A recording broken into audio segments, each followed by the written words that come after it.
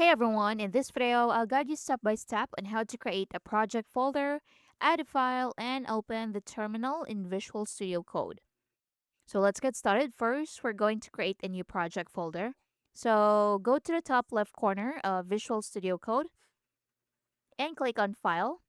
Then select Open Folder. So from here, you can create a new folder. So I'll just click on New Folder up here. So give it a name like Project and press Enter.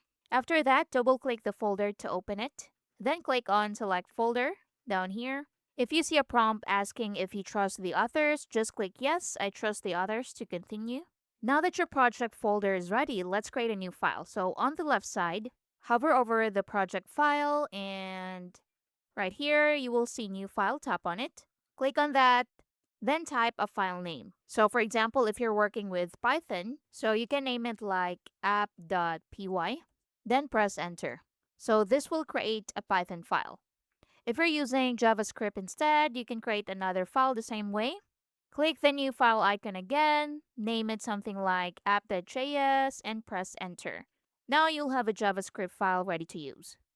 Now let's add some simple code to test everything. So open your file and let's say the Python file and type a basic line of code. Now I have my code right here, and after writing your code, make sure to save the file. So just press Ctrl S to save the file.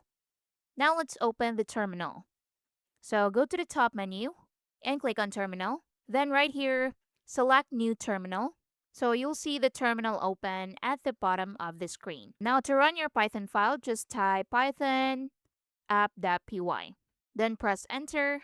Now, if you see an error like this saying Python was not found, don't worry, this just means Python is not installed on your computer yet. If your code runs fine and you don't see this message, you can just ignore this step. But if you see this error, you'll need to install Python first before running your code. And that's basically it. You've successfully created the project folder, added files, and run your code using the terminal in Visual Studio Code. Thanks for watching.